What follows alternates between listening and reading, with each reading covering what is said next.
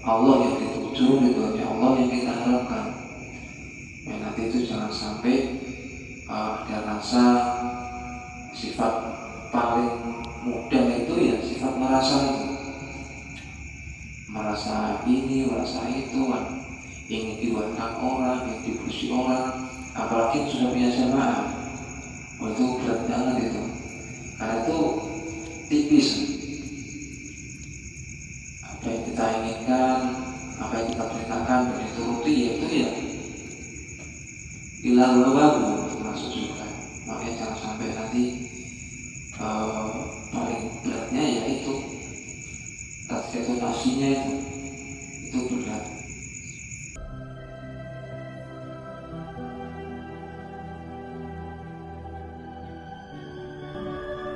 Alhamdulillahirrahmanirrahim. Untuk zikir malam Jumat sampai berjalan dengan lancar, semuanya diaman, dipegang oleh kita semuanya ini dengan ini apa begitu dan mungkin untuk amal ya yang 41 ya, jadi mungkin tinggal menghitung hari kemarinnya karena sudah mendekati untuk bulan puasa, mungkin tinggal berapa lagi untuk bulan puasa nih, apa seminggu depan untuk amal yang 41. Kalau seminggu ke depan masih aman, kalau sudah dapat masih seminggu masih aman ya.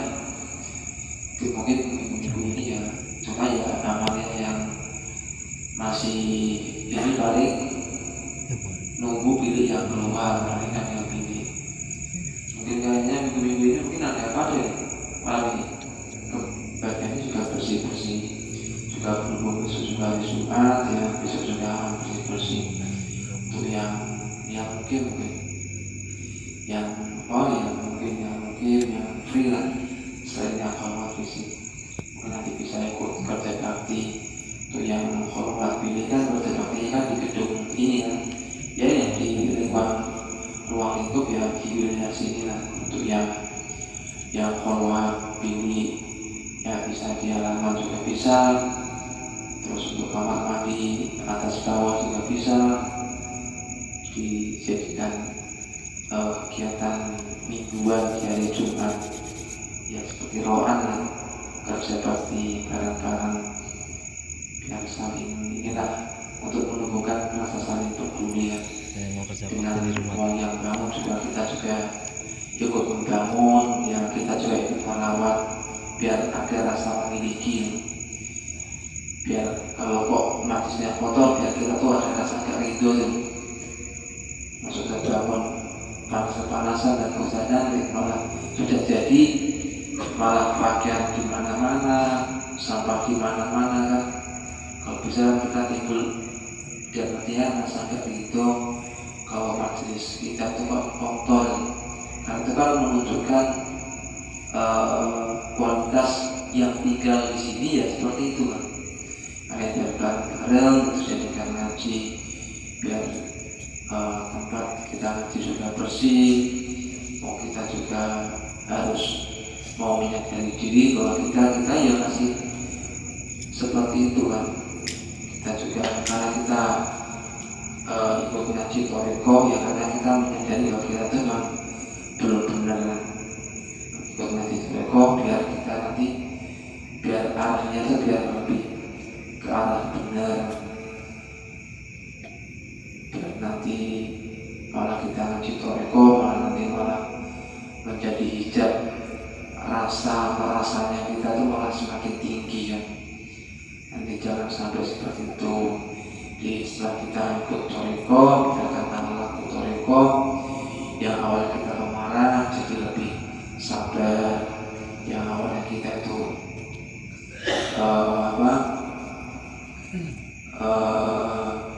benci dan nanti jadinya kita lebih ridho, kita di kita nanti kan biar lebih baik. Karena orang yang menjalankan laku toriko ya harus kita ya sadar diri, karena kita emang belum baik kita tuh diarahkan sama Allah sampai ke pelarian terakhir dari jalan toreko itu. Dengan melakukan toreko ya sebenarnya itu biar Allah yang dituju, ridhonya Allah yang kita harapkan.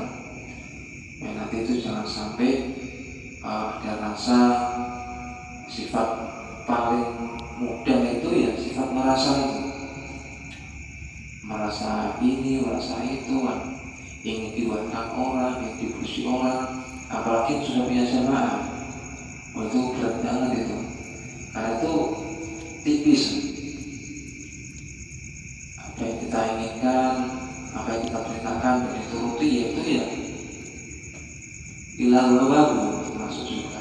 Makanya jangan sampai nanti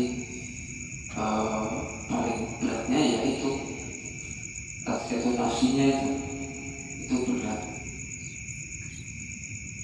Tapi nanti setelah kembali ke masyarakat itu lebih berat lagi. Ya semua orang tetap menjalankan prosesnya masing-masing. Setiap orang punya pemahamannya masing-masing. Yang penting kita tuh jangan menyalahkan, karena kita nggak tahu di prosesnya yang kita salahkan. Kita anggap itu salah, ternyata itu prosesnya pasti berlangsung seperti itu. Dan kita menyalahkan karena kita yang salah. Makanya tetap kita berusaha husnuzon. Kalau itu yang salah, dan nanti Allah yang merubah. Dan nanti dapat disampaikan lewat guru atau nanti disampaikan lewat Allah langsung, terus dirubah sendiri ya.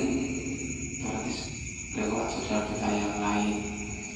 Apalagi di dalam toriko itu kan seperti di dalam persimpangan perbatasan antara lautan syariat sama lautan hakikat. Makanya nanti itu timbul keraguan sih pasti. Makanya harus,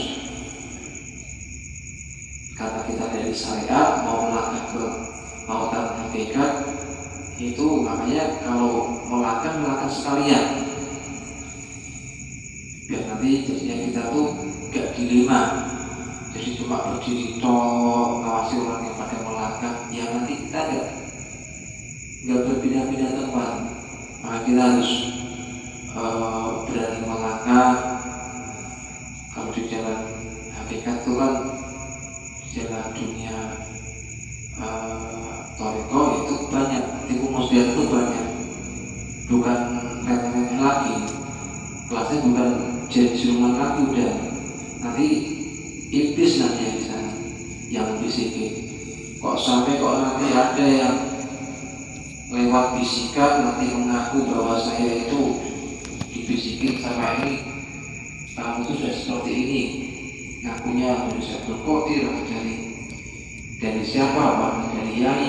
Itu harus berani ponis bahwa itu tuh iblis, walaupun itu wujudnya Yai. Itu ini bukan saya yang menyampaikan, karena ini Yai yang menyampaikan sendiri. Jadi walaupun yang mendatangi itu kok wujudnya saya, yaitu iblis, karena saya masih hidup. Jadi Yai sudah menyampaikan seperti itu. Jadi dia itu tidak akan memberikan amalia lewat jalur seperti itu. So, kamu tak akan jadi ini ya, saya oke. Karena Yai sudah menyampaikan seperti itu. Karena zaman dulu itu sudah dijadikan model tipuan seperti itu. Kan bahaya, aku yang datang wujudnya Yai. Ya kalau yang datangnya laki-laki tidak masalah, kalau perempuan ngakunya Yai. Namanya Yai sudah menyatakan seperti itu duluan. Jadi tidak akan mendatangi siapapun lewat Toroko Sukmo atau itu enggak. Itu sudah disampaikan Yai. Berarti kalau ada yang wujud berarti harus itu iblis.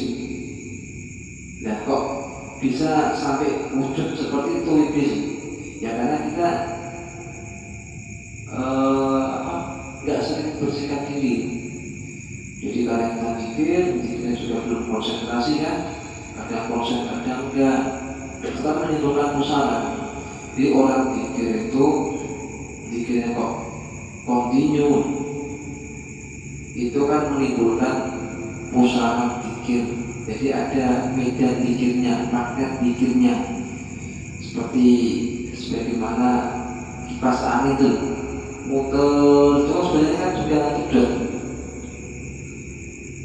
satu juga mengeluarkan angin, di satu sisi juga ada energi sekitarnya. Yang dijadikan angin itu kan nyedot dari belakang. Makanya kipas angin itu pasti kalau nggak bersihkan ya banyak debunya yang nempel di kipasnya. Ya orang dikit juga sama seperti itu. Kalau kita kok nggak sering membersihkan diri, ya nanti kan banyak yang masuk. Di orang dikit kok berarti continue konsentrasi kan, ya semua kesedot. Energi malam, energi siang, energi matahari, energi bumi, energi tumbuh-tumbuhan, energi hewan, ya semuanya kesedot. Termasuk energi alam berjalannya itu ya jin, setan, suman itu. Makanya orang toreko itu ya dituntut pokoknya Allah yang dituju, ridhonya Allah yang diharapkan. Karena itu memang